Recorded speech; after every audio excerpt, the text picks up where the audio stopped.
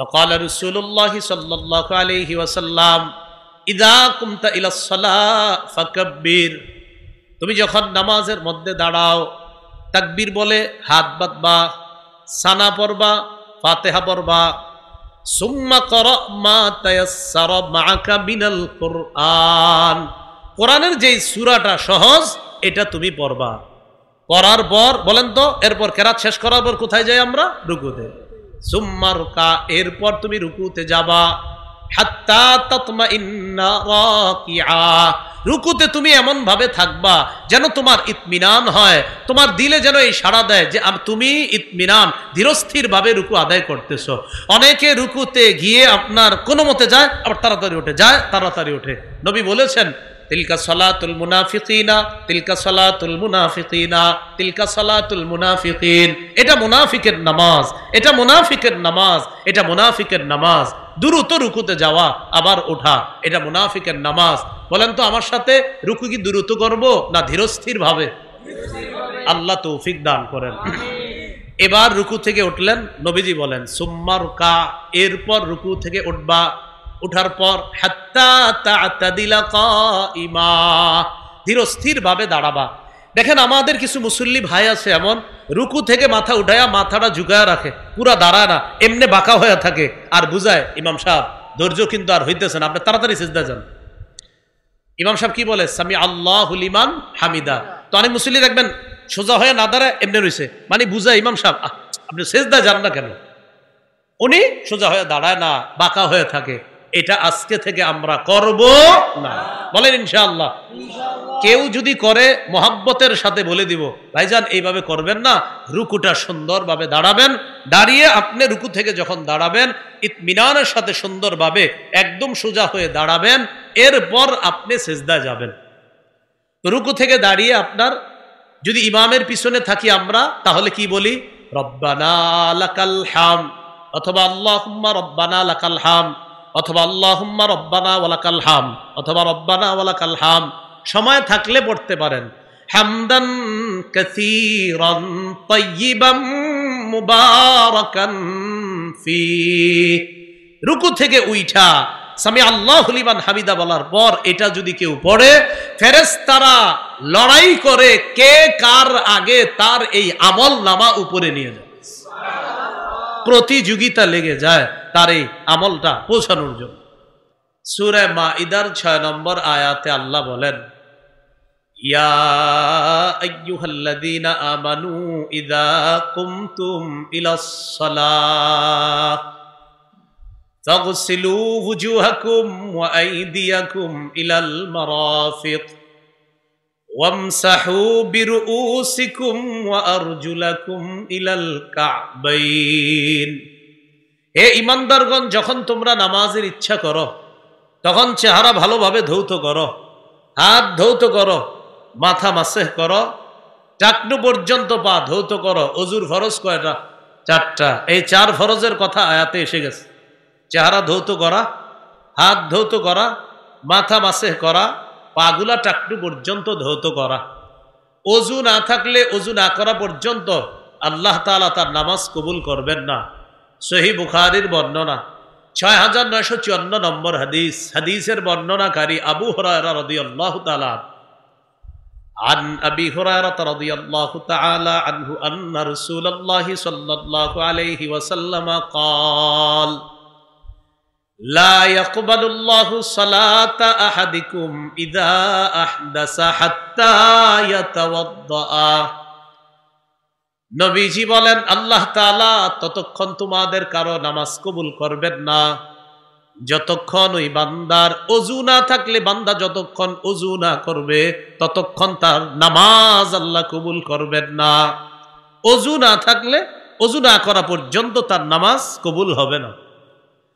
রয়ে গেল গোসল, ফরজ হলে গোসল করা।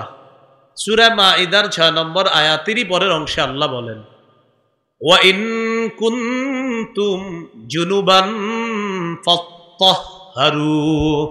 মাদ্রাসা ছাত্র ভাইয়েরও আছেন, দেখবেন হেদায়াওয়ালাও এই আয়াত দিয়েই দলিল পেশ করেছে।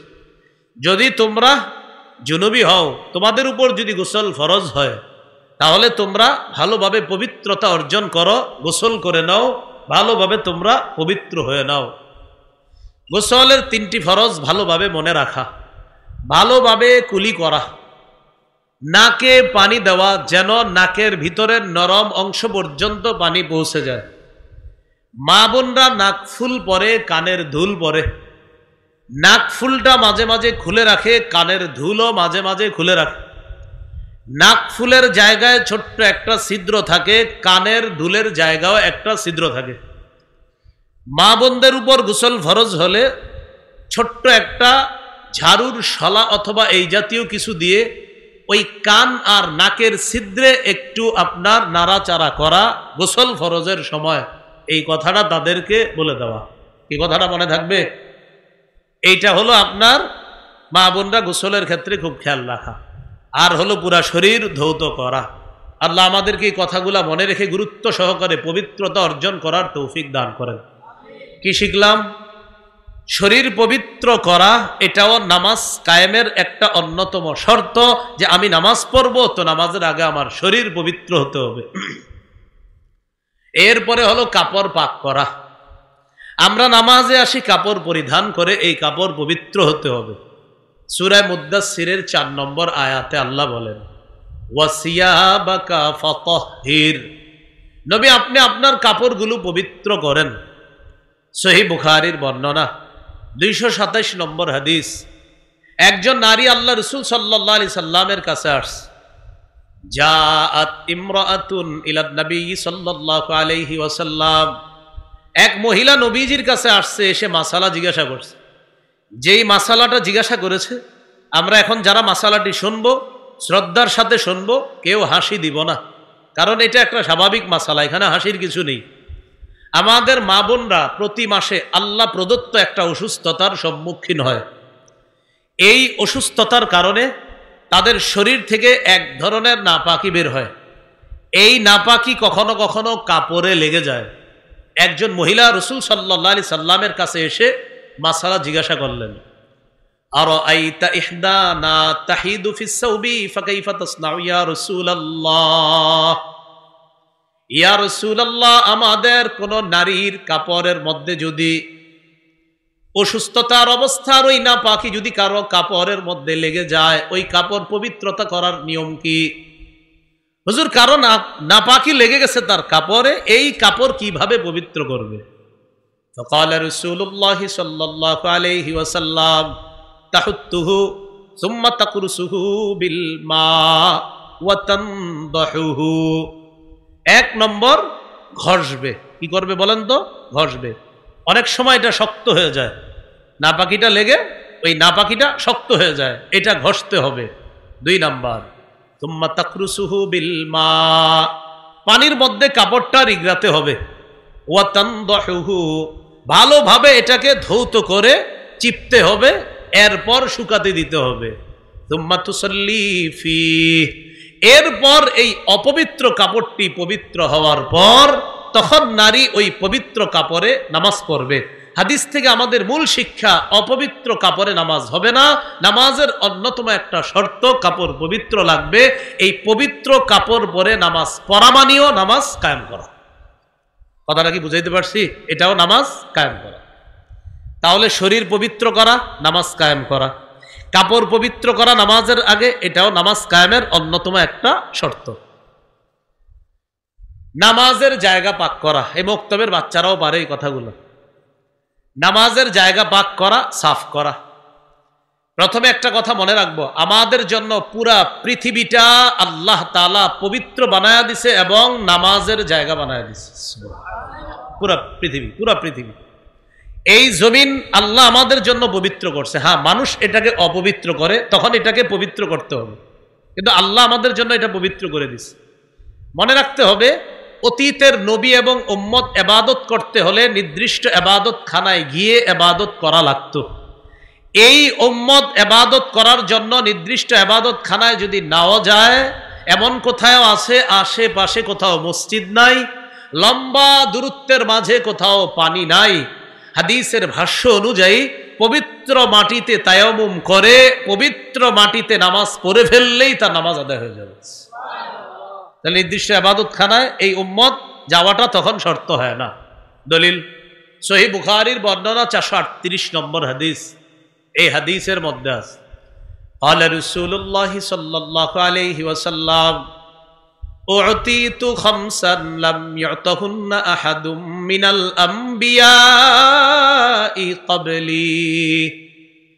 নবীজি বলেন আমাকে 5টি জিনিস দেওয়া হয়েছে যা অতীতের কোন নবীকে দেওয়া হয় নাই। কয়টি? নবী বলেন আমাকে 5টি জিনিস দেওয়া হয়েছে যা অতীতের কোন নবীকে দেওয়া হয় নাই। 1 নম্বর নুসিরতু বিররবি মাসিরাতা শাহরিন, আমার প্রভাব 1 মাসের দূরত্বে বেঈমানদের অন্তরে আমার প্রভাব আল্লাহ তাআলা 1 মাসের দূরত্বে এই প্রভাব সৃষ্টি করে দিয়েছে। এটার দ্বারা আল্লাহ আমাকে সাহায্য করছে। 1 মাসের দূরত্বে থেকেও বেঈমানরা আমার প্রভাব তাদের উপরে কাজ করত, আমার ব্যাপারে আতঙ্ক তাদের মাঝে কাজ করত যে কে আসতেছে। এইটা হলো একটা। 2 নাম্বার ওয়াজুইলাত লিয়াল আরদু মাসজিদান ওয়া তাহুরা, আমার জন্য সারা পৃথিবীর জমিন সেজদার স্থান এবং পবিত্র করে দেওয়া হয়েছে। পুরা পৃথিবীর জমিনটা সেজদার স্থান আবার পবিত্র। ফাইয়ুমা রাজুলিম মিন উম্মতি আদরাকাতহুস সালাহ ফালইউসাল্লি, নবীজি বলেন আমার উম্মতের কোথাও যখন নামাজের সময় হয় আমার উম্মত যেন নামাজ আদায় করে নেয়। নামাজের সময় হবে নামাজ পড়ে নিবে। মসজিদে যাওয়ার সময় ঘড়িতে তাকায় দেখলেন যাইতে যাইতে নামাজের সময় শেষ হয়ে যাবে, নবী বলেন ওখানেই নামাজ আদায় করে নাও, তোমার নামাজ আদায় হয়ে যাবে। এগুলো 2 নাম্বার। 3 নাম্বার ওয়া উহিল্লাত লিয়াল গানাইম, আমার জন্য যুদ্ধলব্ধ গনিমতের সম্পদ বৈধ করা হয়েছে। অতীত জামানার কেউ জিহাদ করলে জিহাদের পর যে যুদ্ধলব্ধ সম্পদ পাওয়া যেত এই সম্পদ তাদের জন্য বৈধ ছিল না। রাসূলুল্লাহ সাল্লাল্লাহু আলাইহি সাল্লাম বলেন আমার জন্য আমার উম্মতের জন্য যুদ্ধলব্ধ গনিমতের সম্পদ আল্লাহর পক্ষ থেকে বৈধ করে দেওয়া হয়েছে। 4 নাম্বার নবীজি বলেন ওয়াকানান নাবিয়্যু ইউবাসু ইলা কওমিহি খাসসা ওয়া বুইসতু ইলান নাসি কাফা, আমার পূর্বে যত নবী আছে সবাইকে নির্দিষ্ট এলাকায় পাঠানো। কোন নবীকে 1 এলাকা, কোন নবীকে 2 এলাকা। কথার কথা একই সময় 1 এলাকার নবী একজন আর 1 এলাকার নবী আরেকজন। যেমন ইব্রাহিম নবী 1 এলাকার নবী ছিলেন, একই সময়ে তার ভাতিজা লূত আলাইহিস সালাতু ওয়াস সালাম আরেক এলাকার নবী, মুতাফিকা নামক এলাকার নবী। কে? লূত আলাইহিস সালাতু ওয়াস সালাম। তাহলে একই সময় 2 নবী, এরকম ইতিহাস আছে। আমাদের নবী বলেন ওয়া বুইসতু ইলান নাসি কাফা, আমাকে গোটা জগতের সবার জন্য নবী হিসাবে পাঠানো হয়েছে। এটা 4 নাম্বার। 5 নাম্বার ওয়া উতিতুশ শাফাআ, এই অনুবাদটা আমার সাথে একটু সবাই বলেন, বলেন আমাকে সার্বজনীন সুপারিশের অনুমতি দেওয়া হয়েছে। একটু বাংলা বলছি আমি, কি জনীন? হ্যাঁ বলেন আমাকে সার্বজনীন সুপারিশের অনুমতি প্রদান করা হয়েছে। সার্বজনীন সুপারিশ কি? কিয়ামতের ময়দানে সবাই টেনশনে থাকবে, নবীরা পর্যন্ত নফসি নফসি করবে। এই পেরেশানির অবস্থা থেকে মুক্তির ব্যবস্থা কিভাবে হবে? আল্লাহ রসুল এই সার্বজনীন সর্বপ্রথম সবার জন্য সুপারিশ করলে আল্লাহ তাআলা এই পেরেশানির অবস্থা দূর করে কিয়ামতের ময়দানে সর্বপ্রথম আল্লাহ বিচার ব্যবস্থা কায়েম করবেন। এই সুপারিশের অনুমতিটা আমাদের নবীকে দেওয়া হয়েছে। এখানে আরেকটা বিষয়, একবার এক ফেরেশতা নবীজির কাছে আসছে, তিরমিজির বর্ণনা। নবীজি বলেন আতানি আতিম মির রাব্বি, আমার কাছে আল্লাহর পক্ষ থেকে একজন ফেরেশতা আসছে। ফাখাইয়ারানি বাইনা আইয়ুদখিলা নিসফা উম্মতি আল জান্নাহ ওয়া বাইনা শাফাআ, আমাকে 2টি বিষয়ের একটি গ্রহণ করার অনুমতি দেওয়া হয়েছে। আমি যদি চাই আমার অর্ধেক উম্মত জান্নাতে নিতে পারবো। সুবহানাল্লাহ, আমাকে ইচ্ছাধিকার দেওয়া হয়েছে, আমি চাইলে আমার অর্ধেক উম্মত জান্নাতে নিতে পারবো। ওয়া বাইনা শাফাআ, আমি চাইলে আমার উম্মতের জন্য সুপারিশ করতে পারবো। তবে 2টা নেওয়া যাবে না, যে কোনো একটা। হয়তো অর্ধেক উম্মত জান্নাতে নিবেন, না হয় সুপারিশ করবেন। হাবিব আপনি কোনটা চান? আমাদের নবী বুদ্ধি করে বললেন, ইখতারতু শাফাআহ, আমি সুপারিশ গ্রহণ করে নিলাম। কেন? আমার অর্ধেক উম্মত জান্নাতে গেলে বাকিদের কি হবে? এই জন্য আমি সুপারিশ করে আমার ন্যূনতম একটা উম্মতকে আমি জান্নাতে নেওয়ার চেষ্টা চালাবো। এই হলো নবীজিকে 5টি জিনিস দেওয়া হয়েছে। তবে আমাদের মূল উদ্দেশ্য এখানে হলো একটা, সেটা হলো গোটা জগৎ আমাদের জন্য পবিত্র, গোটা জগতের সব মাটি পবিত্র, অপবিত্র হলে এটাকে পবিত্র করে নেওয়া। এইটা হলো নামাজ কায়েম করা, যে নামাজ যেখানে পড়ব সেই জায়গাটা পবিত্র আছে কিনা চেক করে যদি দেখা যায় কেউ অপবিত্র করছে, এটা পবিত্র করা মানেও নামাজ কায়েম করা। সতর ঢাকা, কি ঢাকা বলেন তো? সতর। সূরা আরাফের 31 নম্বর আয়াতে আল্লাহ বলেন, ইয়া বানি আদামা খুযু যিনাতাকুম ইনদা কুল্লি মসজিদ, হে আদম সন্তান তোমরা প্রত্যেক নামাজের সময় বেশভূষা ধারণ করো, গ্রহণ করো, সুন্দর পোশাক পরো, রাগ করবেন না। অনেকে আমরা নামাজে হাফ হাতা গেঞ্জি পরে চলে আসি না? আপনার নামাজ হয়ে যাবে, আপনি এইভাবে নামাজ পড়লেও নামাজ হয়ে যাবে, কেউ বলবে না আপনার নামাজ হয়নি। কিন্তু আমি শুধু আপনাকে বলতে চাই, আপনি আপনার মেয়ের জামাইয়ের বাড়িতে যদি যান, আপনি হাফাতা গেঞ্জি পরে যাবেন? হ্যাঁ, সবাই দিয়ে চুপ হয়ে গেল না? আপনি আপনার বেয়ের বাড়িতে কি হাফাতা গেঞ্জি পরে যাবেন? আচ্ছা, নামাজ কার বাড়িতে পড়ি? বলে না, কার বাড়ি? তাহলে বেয়ের বাড়িতে গেঞ্জি পরে যান না। তাহলে কার বাড়িতে নামাজে যাই? বলেন না, কার বাড়িতে? বেয়ের বাড়িতে পাঞ্জাবি পরে যাই, আল্লাহর বাড়িতে গেঞ্জি পরে যাই। সোজা হিসাব। আমি আবার বলছি, গেঞ্জি পরলে আপনার নামাজ হয়ে যাবে, কিন্তু আমি শুধু এতটুকু বললাম, বেয়ের বাড়িতে আপনি কত সুন্দর একটা পাঞ্জাবি পরে বেশভূষা ধারণ করে যান, তো আল্লাহর বাড়িতে কোনো মতে যাই। আল্লাহু আকবার। তবে আমার এই বয়ান যেন বদহজম না হয় আপনাদের। মানে কি, যে কালকে থেকে নামাজে আমু না, কারণ গেঞ্জি পরে যাওয়া যাবে না। না ভাই, আপনি গেঞ্জি পরেই পড়েন, আপনি গেঞ্জি পরেই নামাজ পড়েন, কিন্তু আমি বলছি যে একটু ভাবেন কথাটা। আল্লাহ আমাদেরকে কথাগুলা বুঝার তৌফিক দান করেন। একটু সুন্দর পোশাক পরে আল্লাহর সামনে দাঁড়াবো, ঠিক আছে না ইনশাল্লাহ? এই গেল আপনার সতর ঢাকা। এই সতর ঢেকে নামাজ পড়া, এটাও নামাজ কায়েম করা। এরপর কেবলামুখী হওয়া। সূরা বাকারায় আল্লাহ তাআলা বলেন, 45 নম্বর আয়াত সূরা বাকারার আল্লাহ তাআলা বলেন, ফাওয়াল্লি ওয়াজহাকা শাতরাল মসজিদিল হারাম। কি বলছে? ফাওয়াল্লি ওয়াজহাকা শাতরাল, 149 সূরা বাকারার 149 নম্বর আয়াত। ফাওয়াল্লি ওয়াজহাকা শাতরাল মসজিদিল হারাম। আপনি আপনার চেহারাকে মসজিদে হারামের দিকে ফিরান। ওর দিকে ফিরান, মসজিদে হারাম। নবীজি বাইতুল মুকাদ্দাসের দিকে ফিরে নামাজ পড়ে প্রায় 17-18 মাস। বারবার মাথাটা আসমানের দিকে উঠায়, মনে মনে চাওয়া, আহারে আল্লাহ যদি কেবলাটা কাবার দিকে করে দিতেন। এটা মনের চাওয়া, মুখ দিয়ে বলে না। নামাজ পড়ে কোন দিকে ফিরে? বাইতুল মুকাদ্দাস। তো এইভাবে খালি তাকায় উপরে। আল্লাহ তাআলা বলেন, قد نرى تقلب وجهك في السماء। নবী আপনি যে বারবার আসমানের দিকে মাথা উঠা নামা করেন, আমি আল্লাহ কিন্তু বিষয়টা দেখি। আপনি কেন উঠাইতেছেন এটা আমি আল্লাহ জানি। আপনি চাইতেছেন কেবলা যেন আবার কাবার দিকে করে দেই, ঠিক আছে। ফালানুওয়াল্লিয়ান্নাকা কিবলাতান তারদাহা। আমি অবশ্যই অবশ্যই আপনার পছন্দ অনুযায়ী আবার কেবলাটা কাবার দিকে করে দিব। এরপরে আল্লাহ বলেন, ফাওয়াল্লি ওয়াজহাকা শাতরাল মসজিদিল হারাম। আপনি মসজিদে হারামের দিকে ফিরে নামাজ আদায় করেন। এই হলো কেবলামুখী হয়ে নামাজ পড়া, এটাও নামাজ কায়েম করা। বলেন আমার সাথে, ওয়াক্ত মতো নামাজ পড়া। এর মানিও বলেন নামাজ কায়েম করা।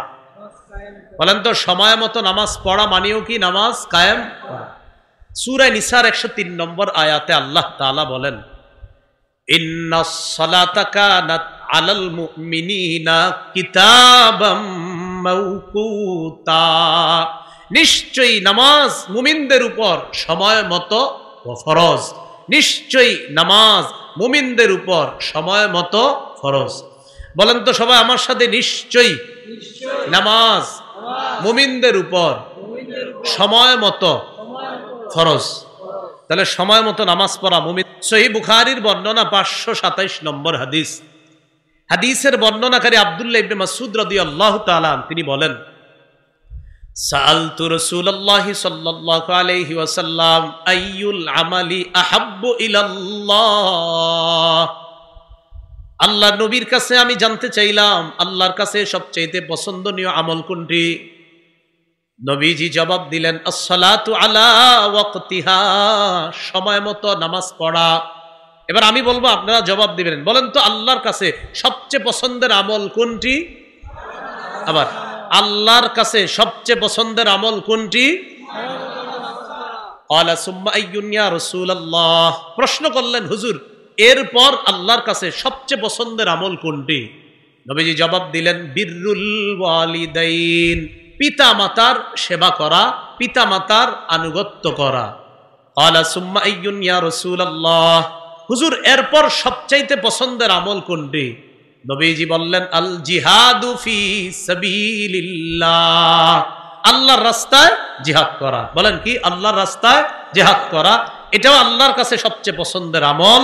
পিতা মাতার সেবা করা, এটাও আল্লাহর কাছে সবচেয়ে পছন্দের আমল। আর এর মাঝেও সবচেয়ে পছন্দের আমল হলো কি বলেন তো? সময় মতো নামাজ পড়া। আল্লাহ তাআলা আমাদেরকে সময় মতো নামাজ পড়ার তৌফিক দান করেন। আমি আপনাদের সামনে এখন একটি হাদিস পেশ করব। এই হাদিস শোনার পর আপনারা সিদ্ধান্ত নেবেন, এতদিন যারা শুধু জুমা পড়তেন এখন থেকে ডেলি পড়বেন কিনা, এতদিন যারা 4 ওয়াক্ত পড়তেন এখন থেকে ফজরটা পড়বেন কিনা, এতদিন যারা 3 ওয়াক্ত পড়তেন আরো 2 ওয়াক্ত বাড়াবেন কিনা। আগে হাদিসটা বলি দেখেন। সহিহ বুখারীর বর্ণনা 687 নম্বর হাদিস। হাদিসের বর্ণনাকারী উম্মুল মুমিনিন আয়েশা সিদ্দিকা রাদিয়াল্লাহু তাআলা আনহা। খুব মন দিয়ে শুনি। সাকুলান নবিয়্যু সাল্লাল্লাহু আলাইহি ওয়াসাল্লাম, রাসূলুল্লাহ সাল্লাল্লাহু আলাইহি সাল্লাম প্রচন্ড অসুস্থ হলেন। এই বাংলাটা বলতে হবে আপনাদের। কি অসুস্থ? প্রচন্ড অসুস্থ, ইন্তেকালের ঠিক আগে। এতটাই অসুস্থ হয়ে গেলেন, এশার নামাজের সময় সাহাবায়ে কেরাম অপেক্ষা করতেছে নবীর ইমামতিতে নামাজ পড়বে, কিন্তু নবীজি ঘর থেকে বের হচ্ছে না, অনেক দূরেও না, ঘরের পর্দাটা সরাইলেই মসজিদ, নবীজি আসতেছে না। নবীজি প্রশ্ন করলেন, সাল্লান নাস, আচ্ছা সাহাবীরা নামাজ পড়ছে? ঘরের সদস্যগণ জবাব দিলেন, লা ইয়া রাসূলুল্লাহ হুম ইয়ান্তাজিরুনা লাক, ইয়া রাসূলুল্লাহ তারা নামাজ আদায় করে নাই, তারা আপনার অপেক্ষায় আছে। নবীজি বললেন, দুউলি মাআন ফিল মিখদাব, আমার জন্য পানির ব্যবস্থা করো, গোসল করতে হবে। ফাফআলনা, আমরা পানির ব্যবস্থা করলাম। ফাগতাসালা, নবী গোসল করলেন। গোসল করার পর যাহাবা লিয়ানুআ, আল্লাহ নবী মসজিদে যাওয়ার জন্য রওনা করলেন। ফাউগমিয়া আলাই, নবী সাথে সাথে বেহুশ হয়ে গেলেন। মসজিদ দূরে না, একদম সাথেই বেহুশ হয়ে গেছে।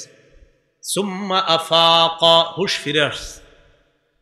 হুশ ফিরে আসার পর আবার নবী বললেন, সাল্লান নাস, সাহাবীরা নামাজ পড়ছে কিনা? ঘরের সদস্যগণ জবাব দিলেন, লা ইয়া রাসূলুল্লাহ হুম ইয়ান্তাজিরুনা লাক, তারা নামাজ আদায় করে নাই, তারা আপনার অপেক্ষা আছে। নবীজি আবার বললেন, দুউলি মাআন, আবার পানি আনো। ফাফআলনা, আমরা পানির ব্যবস্থা করলাম। ফাগতাসালা, আবার নবী তার শরীর মুবারক ধৌত করলেন। নবী দুর্বলতা কাটানোর জন্য শরীর ধৌত করলেন।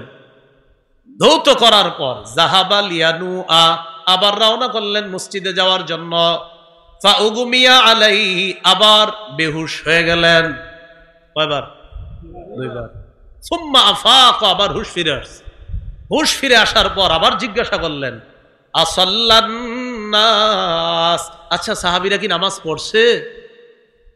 ঘরের সদস্যগণ জবাব দিলেন, লা ইয়া রাসূলুল্লাহ হুম ইয়ান্তাজিরুনা লাক, নামাজ পড়ে নাই, আপনার অপেক্ষা আছে। আবার নবী বললেন, দুউলি মাআন, পানি আনো। শরীর আবার ধৌত করতে হবে দুর্বলতা কাটানোর জন্য। ফাফআলনা, পানির ব্যবস্থা করলাম। নবী আবার তার শরীর মুবারক ধৌত করলেন। ওয়া যাহাবা লিয়ানুআ, আবার রওনা করলেন মসজিদে যাওয়ার জন্য। ফাউগমিয়া আলাই, আবার বেহুশ হয়ে গেলেন। কয়বার? 3 বার বেহুশ হলেন। সুম্মা আফাক, আবার হুশ ফিরে আসছে। হুশ ফিরে আসার পর আবার জিজ্ঞাসা করলেন, আসাল্লাত নাস, নামাজ পড়ছে? জবাব দিলেন, না হুজুর, নামাজ তো পড়ে নাই। সাহাবীরা অপেক্ষা করতেছিলেন লি সলাতিল ইশাইল আখিরা, এশার নামাজের জন্য। নবীজি এক পর্যায়ে বলে ফেললেন, আবু বকরকে তোমরা বলো ফাল্লিসাল্লি বিন নাস, আবু বকর যেন ইমামতি করে সাহাবীদেরকে নামাজ পড়ায়। যেতে পারলেন না। এইভাবে কয়েকদিন আবু বকর সিদ্দিক নামাজ পড়িয়েছেন রাদিয়াল্লাহু তাআলা। একদিন যোহরের সময় ওয়াজাদা বিন নাফসিহি খিফা, শরীরটা একটু ভালো লাগতেছে। দুইজনের কাঁধে বর দিয়ে আল্লাহ রাসূল মসজিদে গেলেন। যাওয়ার পর বললেন, আজলাসানি ইলা জামবিহি, আবু বকরের পাশে আমাকে বসা দাও। আল্লাহ রাসূল সাল্লাল্লাহু আলাইহি সাল্লাম কঠিন অসুস্থতার সময়ও নামাজের জন্য এত পেরেশান। নাসাইর বর্ণনা 3939 নম্বর হাদিস। এই হাদিসের মধ্যে আসছে রাসূলুল্লাহ সাল্লাল্লাহু আলাইহি সাল্লাম বলেন, হুব্বিবা ইলাইয়া মিনাদ দুনিয়া, আমার কাছে প্রিয় করে দেওয়া হয়েছে 3টি জিনিস। বলেন তো আমাদের নবীর কাছে সবচেয়ে প্রিয় কয়টি জিনিস? 1 নম্বর আন-নিসা, মা জাতি। 2 নম্বর অত্তিব, সুগন্ধি। 3 নম্বর ওয়াজুইলা কুররাতু আইনি ফিস সালাহ, ওয়া ফি রিওয়ায়া ওয়াজুইলাত কুররাতু আইনি ফিস সালাহ, নামাজের মাধ্যমে আমার চোখ শীতল হওয়া, এটা আমার কাছে প্রিয় করে দেওয়া হয়েছে। নামাজ পড়লেই আমার ভালো লাগে। প্রিয় ভাইরা, সময় মতো নামাজ পড়বো তো ইনশাআল্লাহ? আল্লাহ তৌফিক দান করেন। মনে আছে নামাজ কায়েম করা মানে সময় মতো নামাজ পড়া, মানেও নামাজ কায়েম করা। এরপর নামাজের নিয়ত করা। বলেন কি করা? নামাজের নিয়ত।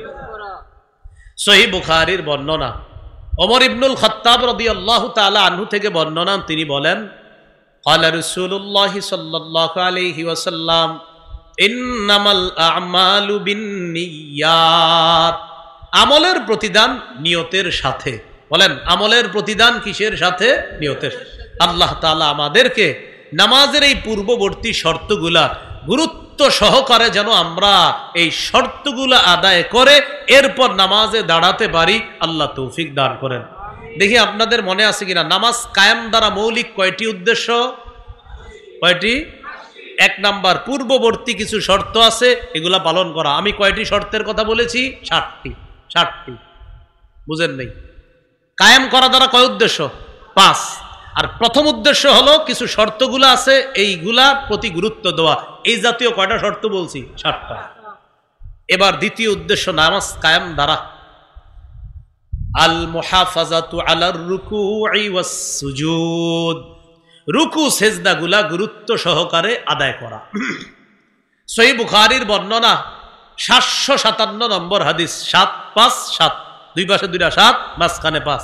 এবার মাঝে মাঝে মজা করে বলি যেন আপনাদের একটু মুখস্থ থাকে হাদিস। আর একবার একটু মুখস্থ হইলে সমস্যা কি? তো খারাপ না, ভালো। চা দোকানের সামনে দাঁড়ায় বলে ফেলবেন, ভাই বুখারী 757 নম্বর হাদিসে কিন্তু এই কথা আছে। এই হাদিসের মধ্যে আছে, দাখালা রাসূলুল্লাহ সাল্লাল্লাহু আলাইহি ওয়াসাল্লাম আল মাসজিদা, নবীজি মসজিদে প্রবেশ করলেন। মসজিদে প্রবেশ করার পর বসে আছে। ওয়া দাখালা রাজুলুন আল মাসজিদ, এক ব্যক্তি মসজিদে প্রবেশ করছে। বলেন তো আগে কে ঢুকছে? নবীজি ঢুকে বসে রয়েছে। আরেক ব্যক্তি মসজিদে ঢুকছে, ঢুকার পর কি করছে? ফাসাল্লাহ, নামাজ পড়ছে। তার নামাজটা নবীজি দেখছে। নামাজ পড়ার পর ফাসাল্লামা আলান নবী সাল্লাল্লাহু আলাইহি ওয়াসাল্লাম, নামাজের সালাম ফিরানোর পর আল্লাহ রাসূলকে গিয়ে একটা সালাম দিছে, আসসালামু আলাইকুম। ফারাদ্দা আলাইহি, নবী তার সালামের জবাব নিলেন, নিয়ে বললেন, ইরজি, এই তুমি আবার যাও। ফাসাল্লি, আবার নামাজ পড়ো। ফাইন্নাকা লাম তুসাল্লি, তুমি নামাজ পড়ো নাই।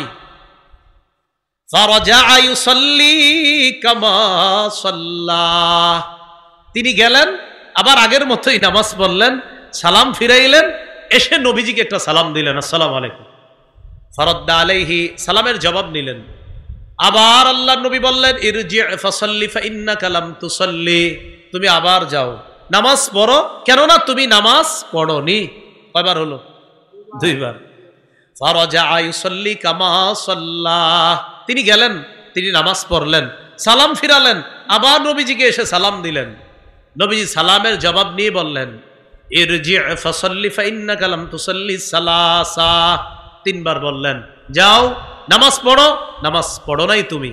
তিনি এবার বলে ফেললেন, ওয়াল্লাযী বা'আসাকা বিল হাক্কি মা উহসিনু গায়রা ফাআল্লিমনি ইয়া রাসূলুল্লাহ, যে আল্লাহ আপনাকে সত্য সহ পাঠিয়েছে, আমি এর চাইতে সুন্দর নামাজ পারি না, ইয়া রাসূলুল্লাহ আপনি আমাকে নামাজ শিখায়া দেন। কয়বার পড়ছে নামাজ? নবী তিনবারই বলছে আবার পড়ো, আবার পড়ো। তিনি বললেন, হুজুর আমি এর চেয়ে ভালো পারি না, আপনি আমাকে নামাজ শিখায়া দেন। فقال رسول الله صلى الله عليه وسلم اذا قمت الى الصلاه فكبر, তুমি যখন নামাজের মধ্যে দাঁড়াও তাকবীর বলে হাত বাঁধবা, সানা পড়বা, ফাতিহা পড়বা, সুম্মা ক্রা মা তায়াসসারা মাআকা মিনাল কুরআন, কোরআনের যেই সূরাটা সহজ এটা তুমি পড়বা। পড়ার পর বলেন তো, এরপর কেরাত শেষ করার পর কোথায় যাই আমরা? রুকুতে। সুম্মা রুকা, এরপর তুমি রুকুতে যাবা, হাত্তা তাতমাইন্না রাকিআ, রুকুতে তুমি এমন ভাবে থাকবা যেন তোমার ইতমিনান হয়, তোমার দিলে যেন এই সাড়া দেয় যে তুমি ইতমিনান ধীরস্থির ভাবে রুকু আদায় করতেছো। অনেকে রুকুতে গিয়ে আপনার কোনো মতে যায়, আবার তাড়াতাড়ি ওঠে, যায় তাড়াতাড়ি ওঠে। নবী বলেছেন, তিলকা সালাতুল মুনাফিকিনা, তিলকা সালাতুল মুনাফিকিনা, তিলকা সালাতুল মুনাফিকিন, এটা মুনাফিকের নামাজ, এটা মুনাফিকের নামাজ, এটা মুনাফিকের নামাজ। দ্রুত রুকুতে যাওয়া আবার ওঠা, এটা মুনাফিকের নামাজ। বলেন তো আমার সাথে, রুকু কি দ্রুত করব না ধীরস্থির ভাবে? আল্লাহ তৌফিক দান করেন। এবার রুকু থেকে উঠলেন, নবীজি বলেন সুম্মা রুকা, এরপর রুকু থেকে উঠবা, উঠার পর হাত্তা তা'তাদিলা কাইমা, ধীরস্থির ভাবে দাঁড়াবা। দেখেন আমাদের কিছু মুসল্লি ভাই আছে এমন, রুকু থেকে মাথা উঠায়া মাথাটা ঝুঁকায়া রাখে, পুরা দাঁড়ায় না, এমনি বাঁকা হয়ে থাকে, আর বুঝায় ইমাম সাহেব ধৈর্য কিন্তু আর হইতেছে না, আপনি তাড়াতাড়ি সিজদা যান। ইমাম সাহেব কি বলে? সামি আল্লাহু লিমান হামিদা। তো অনেক মুসল্লি দেখবেন সোজা হয়ে না দাঁড়ায়, এমনি রইছে, মানে বুঝায় ইমাম সাহেব আপনি সিজদা যান না কেন? উনি সোজা হয়ে দাঁড়ায় না, বাঁকা হয়ে থাকে। এটা আজকে থেকে আমরা করব না, বলেন ইনশাআল্লাহ। কেউ যদি করে মোহাব্বতের সাথে বলে দিব, ভাইজান এইভাবে করবেন না, রুকুটা সুন্দরভাবে দাঁড়াবেন, দাঁড়িয়ে আপনি রুকু থেকে যখন দাঁড়াবেন ইতমিনানের সাথে সুন্দরভাবে একদম সোজা হয়ে দাঁড়াবেন, এরপর আপনি সিজদায় যাবেন। রুকু থেকে দাঁড়িয়ে আপনার যদি ইমামের পিছনে থাকি আমরা, তাহলে কি বলি? রব্বানা লাকাল হামদ, অথবা আল্লাহুম্মা রব্বানা লাকাল হামদ, অথবা আল্লাহুম্মা রব্বানা ওয়ালাকাল হামদ, অথবা রব্বানা ওয়ালাকাল হামদ। সময় থাকলে পড়তে পারেন হামদান কাসীরান তাইয়িবান মুবারাকান ফি।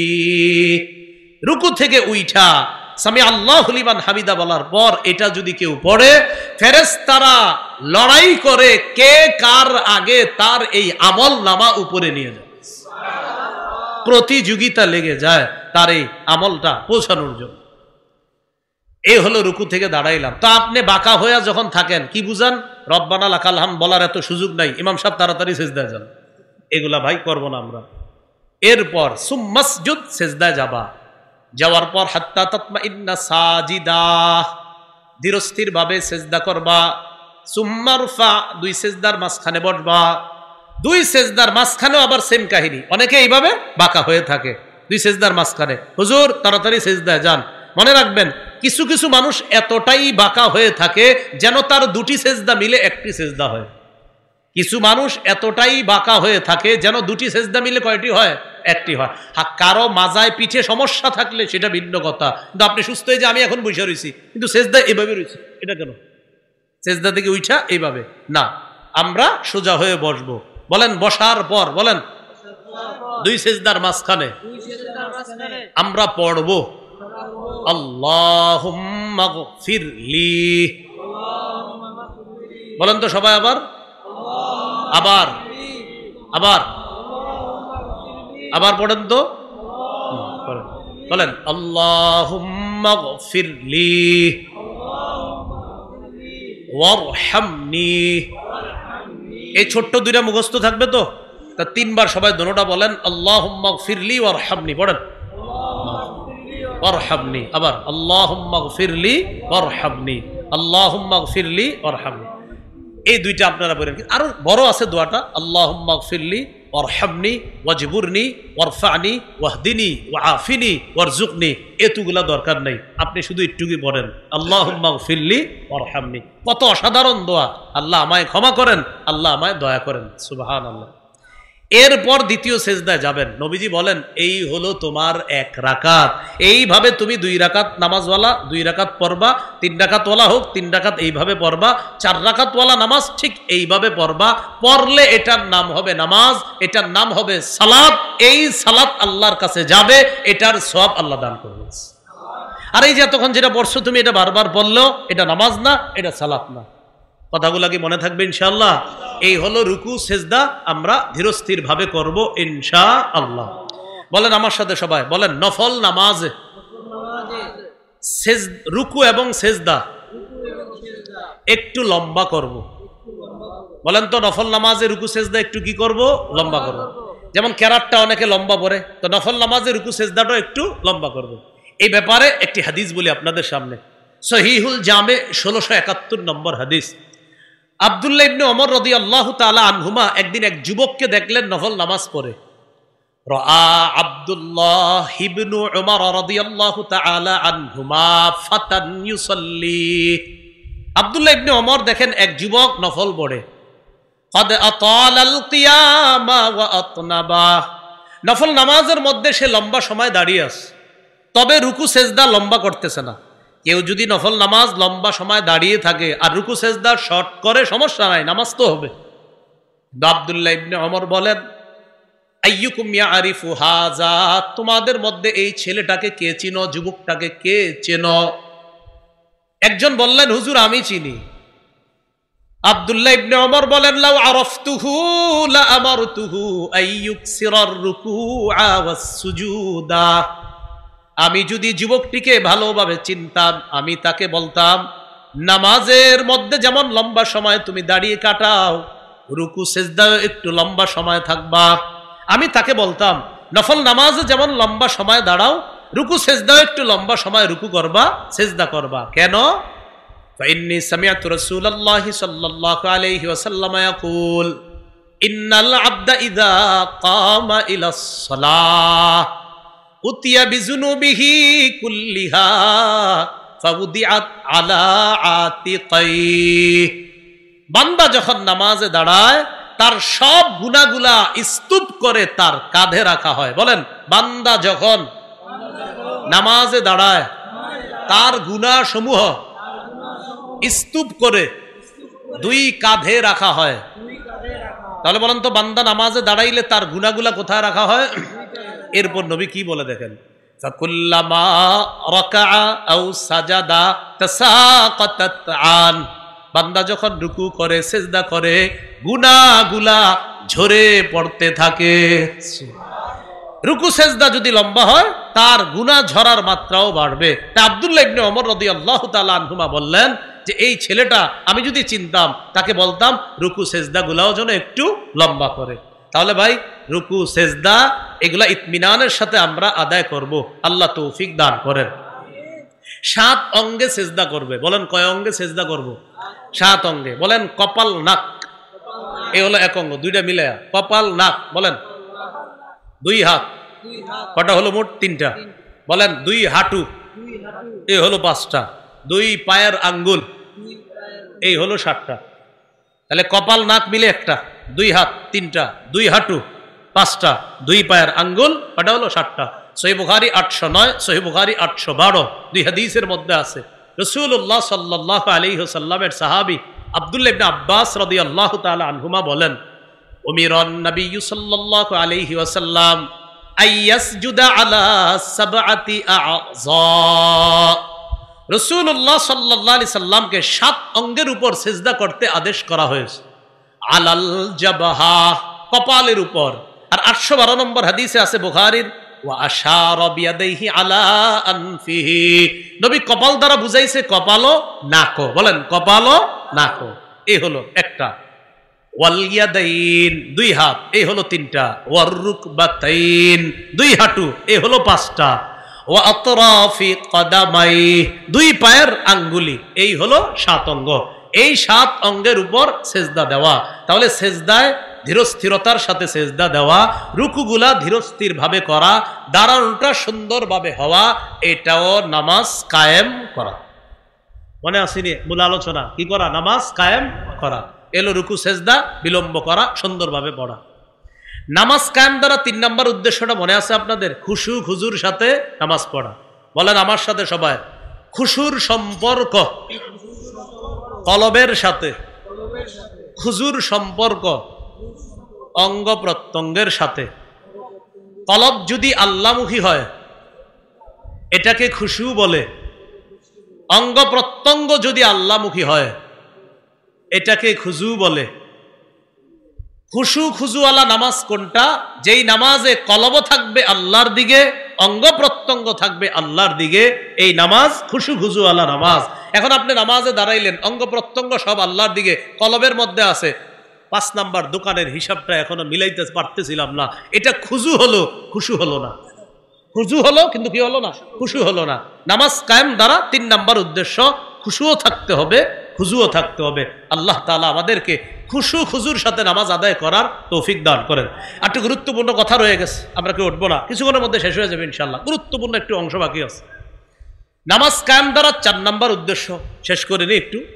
পরিবারকে নামাজের কথা বলা। সূরা তাহার 132 নম্বর আয়াতে আল্লাহ বলেন, ওয়া'মুর আহলাকা বিস-সালাহ ওয়াসতাবির আলাইহা। নবী আপনার পরিবারকে নামাজের কথা বলেন, আপনি নিজেও এটার উপর অটল থাকেন। তাহলে পরিবারের প্রতিটা সদস্যকে আমরা নামাজের কথা বলবো ইনশাআল্লাহ। বলেন তো আমার সাথে, নামাজের কথা পরিবারের সদস্যদেরকে বলা মানেও কি? কায়েম করা, নামাজ কায়েম করা। 5 নাম্বার, নামাজ কায়েম দেশে, সমাজে, রাষ্ট্রে কায়েম করতে হবে। এবার আমার সাথে বলেন, রাষ্ট্রে নামাজ কায়েমের প্রধান দায়িত্ব পুরুষ রাষ্ট্রপ্রধানের। রাষ্ট্রীয়ভাবে নামাজ প্রতিষ্ঠিত করার প্রধান দায়িত্ব কার? পুরুষ। আমাদের রাষ্ট্রপ্রধান এখন কি? তার প্রধান কাজ হলো পুরা রাষ্ট্রীয়ভাবে নামাজ কায়েম করা। শান্তি চারদিকে খোঁজা হচ্ছে, পাওয়া যাবে না। রাষ্ট্রীয়ভাবে নামাজ প্রতিষ্ঠিত করা হোক, আসমান থেকে মুষলধারে বৃষ্টির মতো শান্তি আসবে। সূরা হজের 41 নম্বর আয়াতে আল্লাহ তাআলা বলেন, আল্লাযীনা ইম্মাক্কান্নাহুম ফিল আরদি আকামুস সালাহ। আমি যাদেরকে দেশের ক্ষমতায় বসাই তাদের 1 নাম্বার কাজ হলো আকামুস সালাহ, নামাজ কায়েম করা। ওয়া আতাউজ যাকাহ, যাকাত প্রতিষ্ঠিত করা। তাহলে 1 নাম্বার নামাজ প্রতিষ্ঠিত করা, 2 নাম্বার যাকাত প্রতিষ্ঠিত করা। বলেন আমার সাথে, রাষ্ট্রীয়ভাবে যাকাত প্রতিষ্ঠিত হলে সুদ বিদায় নিবে। কি বিদায় নিবে? সুদ। কি বিদায় নিবে? জোরে বলেন, কি বিদায় নিবে? রাষ্ট্রীয়ভাবে যদি যাকাত প্রতিষ্ঠিত করা হয় তাহলে বিদায় নিবে কে? তাহলে সুদ বিদায় নিবে। টেনশনে আছে সবাই যে সুদ কেমনে বিদায় নেওয়া যায়। রাষ্ট্রপ্রধানের এখন 2 নাম্বার কাজ রাষ্ট্রীয়ভাবে যাকাত প্রতিষ্ঠিত করা, সুদ অটোমেটিক বিদায় নিবে। 3 নাম্বার, ওয়া আমারু বিল মা'রুফ, নেক কাজের আদেশ করা।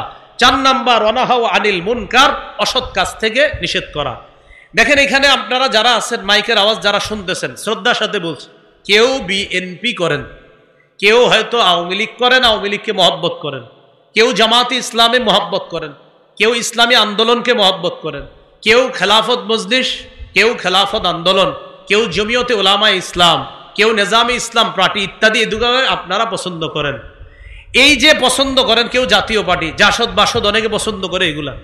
দেখেন আমাদের প্রথম একটা কাজ হবে, যে যেই দলে করেন আপাতত মাথায় ঢুকান, পরবর্তীতে আমাদের দায়িত্বশীল যারাই হোক যেন পুরুষ হয়। কে হয়? পুরুষ। কেন? সবাই বলেন কেন?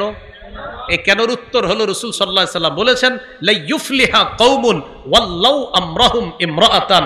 ওই জাতি কিছুতেই, বলেন কিছুতেই সফল হবে না যারা তাদের দায়িত্বে কোন নারীকে বসায়।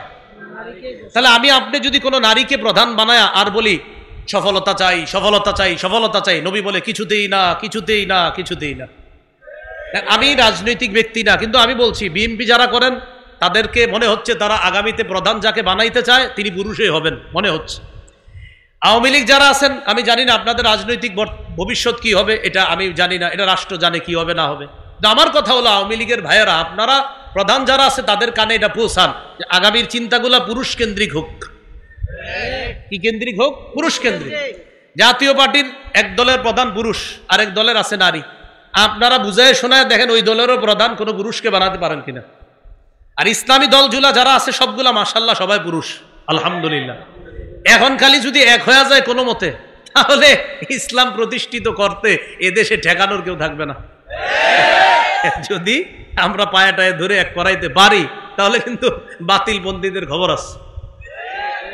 তো যাই হোক, যে বিষয়টা বললাম, বলেন তো আমাদের সবার প্রথম মাথায় থাকতে হবে আগামীতে আমরা যাকেই চাই যে আসবে আমাদের দায়িত্বে কি হবে। তো আপাতত শুকরিয়া এতটুকু, আমাদের বর্তমান দায়িত্বশীল প্রধান পুরুষ, এটা একটা ভালো ভালো দিক পুরুষ। কিন্তু আমি বলি পরবর্তীতেও যেন এই ধারাবাহিকতা ঢাকে ইনশাল্লাহ। এভাবে ইনশাল্লাহ আমাদের দেশে একদিন আমরা শরিয়া আইনও প্রতিষ্ঠিত করব। কি আইন বলেন সবাই? কি আইন? হ্যাঁ, শরিয়া আইন অনেকে চায় না। বলেন সবাই আমার সাথে, শরিয়া আইন চায় না তারা কোন না কোন অপরাধে অপরাধী যারা। আবার বলেন, শরিয়া আইন চায় না তারা কোন না কোন অপরাধে অপরাধী যারা। কোন অপরাধী চাইবে না শরিয়া আইন হোক। এই জন্য শরিয়া আইনের জন্য ডেইলি দোয়া করবেন, আল্লাহর কাছে বলবেন আল্লাহ আমাদের দেশে আমি মরার আগে যেন শরিয়া আইন দেখে যেতে পারি। এরকম দোয়া আল্লাহর কাছে করবেন মুসলমান হিসাবে। এইগুলো আপনার নামাজ কায়েম করা, যাকাত আদায় করা আর আখেরাতে বিশ্বাস রাখা। ওই যে নেককার মানুষের 3 গুণ, তারা হবে হেদায়েতের উপর থাকবে, তারাই সফল কাম। এরবার মূল আরেকটু কথা রয়ে গেছে। পরের আয়াতে আল্লাহ বলেন ওয়ামিনান নাসি মাইয়াশতারি লাহওয়াল হাদিস, যারা অনর্থক গল্প কিনে, গান বাদ্য কিনে, লিউদিল্লা আন সাবিলিল্লাহ বিগাইরি ইলম, অজ্ঞাতবশত মানুষকে আল্লাহর রাস্তা থেকে দূরে সরানোর জন্য। কি কিনে বলেন তো? গল্প। বলেন কি গল্প? মিথ্যা। বলেন মিথ্যা গল্প, গান, বাদ্যযন্ত্র, এগুলা যারা কিনে মানুষকে আল্লাহর রাস্তা থেকে দূরে সরানোর জন্য। মূল বিষয়টা বুঝেন। মক্কার কাফেররা চুপি চুপি কোরআন তেলাওয়াত শুনতো, সুবহানাল্লাহ। কাফেররা টেনশনে পড়ে গেলে লিডাররা এইভাবে কোরআন তেলাওয়াত শুনলে তো ঝামেলা। নজর ইবনুল হারেস নামে একজন কি করলো, ইরানে গেল। ইরানে গিয়ে ইরানের কিছু মিথ্যা গল্প কাহিনী সম্বলিত কিছু বই কিনে আনলো। আর কি নিয়ে আসলো? একজন দাসীকে কিনে আনলো যে গান গাইতে পারে। কেন আনলো? কোরআন যারা শোনে এই কোরআনের বিরুদ্ধে এই মিথ্যা গল্পগুলা কাফেরদেরকে শোনাবে। তাহলে দেখেন, একদিকে কোরআন আর একদিকে মিথ্যা গল্প, একদিকে কোরআন আর একদিকে গান। তখন সে আইসা কি করলো, ওই গান মিথ্যা গল্প সাপ্লাই করা শুরু করলো। বাস্তবিকই কিছু মানুষ এই গান শুনতে অভ্যস্ত হলো এবং তারা গাল গল্পগুলা শুনতে লাগলো। এটার সাথে সুর মিলিয়ে বর্তমান জামানায় আমাদের দেশে অনেক ভদ্র যারা মানুষের কাছে সুশীল এবং ভদ্র সন্ন্যাসী টাইপের অনেক ভদ্র মানুষ ইদানিং কালে বলা শুরু করে হারাম, এটা কোরআনের কথা আছে। কি বলে? গান যে হারাম, এটা কোরআনের কি আছে? সাথে সাথে বলে কোরআন কি দলিল? এটা কোনো লেখা না, বক্তব্য। কি বলে? কোরআন কি দলিল। সাথে সাথে ওই সন্ন্যাসী টাইপের মানুষ বলছে যে দাউদ নবী তো গান গাইতে গাইতে নবুয়ত পাইছে। না নাউজুবিল্লাহ, বাসায় গিয়ে বললেন একজন নবীর উপর কি বলতেছে, হেরা কয় নাউজুবিল্লাহ, আস্তে কয় কি বলছে, দাউদ নবী গান গাইতে গাইতে নবুয়ত পাইছে। ইদানিং এর ঘটনা, এটা অনেক আগের না, ইদানিং। তাহলে দাউদ নবী উনি নাকি গান গাইতে গাইতে কি পাইছে? নাউজুবিল্লাহ, নবুয়ত পাইছে। অথচ রাসূল সাল্লাল্লাহু আলাইহি সাল্লাম বলেন, সহিহ বুখারীর 5048 নম্বর হাদিস, আবু মুসা আশআরী রাদিয়াল্লাহু তাআলা আনহুর কোরআন তেলাওয়াত শুনে আল্লাহ নবী বললেন, আবু মুসা লাকাদ উতিতা মিজমারাম মিন মাজামিরি আলি দাউদ আলাইহিস সালাতু ওয়াস সালাম। দাউদ নবীকে যেমন অসাধারণ কণ্ঠ দেওয়া হয়েছে, দাউদ নবীর মতো তোমাকেও অসাধারণ কণ্ঠ দেওয়া হয়েছে। সুবহানাল্লাহ। এই কণ্ঠের অনুবাদটা সন্ন্যাসী সাহেব করছে বাদ্য। কণ্ঠের অনুবাদ কি করছে? তাহলে বলেন তো অনুবাদ এখানে কি কণ্ঠ হবে না বাদ্য হবে? কণ্ঠ। বলেন এখানে অনুবাদ কি হবে? মিজমারের অনুবাদ এখানে হবে কণ্ঠ, উনি করছে বাদ্য। দাউদ নবী কণ্ঠ দিয়ে জাবুর কিতাব তেলাওয়াত করতেন, আর আবু মুসা রাদিয়াল্লাহু তাআলা কণ্ঠ দিয়ে কোরআন তেলাওয়াত করতেন। নবী বললেন, আবু মুসা লাকাদ উতিতা মিজমারান মিন মাজামিরি আলি দাউদ। দাউদ নবী যেমন অসাধারণ কণ্ঠে দিয়ে জাবুর কিতাব পড়তেন, তুমিও অসাধারণ কণ্ঠে কোরআন পড়তেছো, যেন তোমাকে দাউদ নবীর মতো অসাধারণ কণ্ঠ দেওয়া হয়েছে। তাহলে বলেন তো এই হাদিসের অনুবাদে কি বাদ্যযন্ত্র নাকি কণ্ঠ? দাউদ নবী সুন্দর কণ্ঠ দিয়ে কি গান গাইতেন না জাবুর কিতাব পড়তেন? নবীর সাহাবী কণ্ঠ দিয়ে কি গান গাইতেন না কোরআন পড়তেন? কথাগুলো মনে থাকবে তো ইনশাআল্লাহ। সহিহ মুসলিমের বর্ণনা 1737 নম্বর হাদিস, ইসলামিক ফাউন্ডেশন অনুযায়ী 1725 নম্বর হাদিস। এই হাদিসের মধ্যে আছে রাসূলুল্লাহ সাল্লাল্লাহু আলাইহি সাল্লাম রাতের বেলা আবু মুসা রাদিয়াল্লাহু তাআলা আনহুর কোরআন তেলাওয়াত শুনলেন। কে কে শুনছে জানেন? মজার হাদিস, নবীজি আর বিবি আয়েশা সিদ্দিকা রাদিয়াল্লাহু তাআলা আনহা। রাতের বেলা দুজন বের হইছে হাঁটতে, নবীজি আর তার বিবি। মাঝে মাঝে বিবির নিয়ে একটু রাতে হাইটেন, এটা সুন্নত। এটা কি সুন্নত? বাকি এখন যে পরিবেশ, এই পরিবেশে মুশকিল। তো রাসূল সাল্লাল্লাহু আলাইহি সাল্লাম তার বিবিকে নিয়ে রাতে হাঁটতে বের হইছে। হঠাৎ দেখে তার সাহাবী আবু মুসা কোরআন তেলাওয়াত করতেছে। সুবহানাল্লাহ। আল্লাহ যার উপর কোরআন নাজিল করলেন তিনি পিছনে দাঁড়ায়া তার স্ত্রীকে নিয়ে তার একজন সাহাবীর কোরআন তেলাওয়াত প্রাণ ভরে উপভোগ করতেছিলেন। না জানায়া চুপে চুপে আবার চলে গেছে। নবীও চলে গেছেন, আম্মাজান আয়েশা সিদ্দিকা রাদিয়াল্লাহু তাআলা আনহা চলে গেছেন। পরের দিন আবু মুসা রাদিয়াল্লাহু তাআলা নবীজির কাছে গেছে। যাওয়ার পরে আল্লাহ রাসূল সাল্লাল্লাহু আলাইহি সাল্লাম বললেন, আবু মুসা, রাতের বেলা তুমি অমুক জায়গায় কোরআন পড়তেছিলা তাই না? জি ইয়া রাসূলুল্লাহ। নবীজি বললেন, আমি আর আয়েশা গত রাতে তোমার পিছনে দাঁড়িয়ে দাঁড়িয়ে কোরআন তেলাওয়াত শুনতেছিলাম। আবু মুসা রাদিয়াল্লাহু তাআলা বললেন, হুজুর, লাউ আলিমতু, আমি যদি জানতাম যে আপনি আমার পিছনে আছেন, লাহাব্বারতু লাকা তাহবিরা, আমি কোরআন আরো সুন্দর করে পড়তাম। সহিহ মুসলিমের বর্ণনা আসছে, নবীজি বলেন, আবু মুসা, তোমার তেলাওয়াত শুনে আমার কি মনে হয়েছে জানো? লাকাদ উতিতা মিজমারান মিন মাজামিরি আলি দাউদ। দাউদ নবীকে যেমন অসাধারণ কণ্ঠ দেওয়া হয়েছে, এটা দিয়ে তিনি জাবুর পড়তেন, তোমাকেও কোরআন পড়ার জন্য আল্লাহ প্রদত্ত দাউদ নবীর মতো অসাধারণ কণ্ঠ দেওয়া হয়েছে। তা আমার সাথে একটু বলেন, মিজমারের অনুবাদ হাদিসের মধ্যে বাদ্যযন্ত্র, গান নাকি কণ্ঠ? সুকণ্ঠ। বলেন, কি বলবেন? সুকণ্ঠ। তাহলে এটার অনুবাদ কি গান না সুকণ্ঠ? সন্ন্যাসী সাহেব বলছে যে এটা গান, যে গান গাইতে গাইতে উনি নবুয়ত পেয়ে গেছে। আমরা বলবো এই বক্তব্য প্রত্যাহার করার জন্য এবং তওবা করার জন্য, কারণ একজন নবীর ব্যাপারে এই জাতীয় অপবাদ দেওয়া এটা স্পষ্ট হারাম, এটা অন্যায় কাজ। সহিহ বুখারীর 5590 নম্বর হাদিসে আছে, রাসূলুল্লাহ সাল্লাল্লাহু আলাইহি সাল্লাম বলেন, লা ইয়াকুনান্না মিন উম্মতি আকওয়াম, আমার উম্মতের মধ্যে একদল মানুষ হবে, ইস্তাহিল্লুনাল হিররা, যারা জিনাকে হালাল মনে করবে, ওয়াল হারিরা, রেশমের পোশাক হালাল মনে করবে, ওয়াল খামরা, মদ হালাল মনে করবে, ওয়াল মাআজিফা, বাদ্যযন্ত্র হালাল মনে করবে। মদ হালাল মনে করবে মানে মাদক দ্রব্য যা আছে এগুলাও অনেকগুলা হালাল মনে করবে। যেমন সন্ন্যাসী সাহেব এটাও বলছে যে সিগারেটের চেয়ে গাঁজা ভালো, সিগারেটের যেই ক্ষতি হয় এর চেয়ে কম ক্ষতি গাঁজাতে হয়। হ্যাঁ, এটা বলছে। এই জন্য খুব সাবধান। আমাদের দেশে নতুন কোন ইসলামের স্বপ্ন অনেকে দেখতেছেন না, আমাদের দেশে আল্লাহর রাসূলের ইসলামই প্রতিষ্ঠিত হবে। মুহাম্মদ সাল্লাল্লাহু আলাইহি সাল্লামের ইসলাম, এটা আগে ছিল, এখনো আছে, এটাই থাকবে। হ্যাঁ, এটাকে কেন্দ্র করে শরিয়া প্রতিষ্ঠিত হবে, এটাকে আধুনিকায়ন করা বা অমুক ইসলাম কায়েম করা, এগুলা এদেশে 90% মুসলমানের দেশে এটা সম্ভব হবে না। বরং এদেশে মুসলমানদেরকে সর্বোচ্চ প্রাধান্য দিয়েই সব কাজ করতে হবে।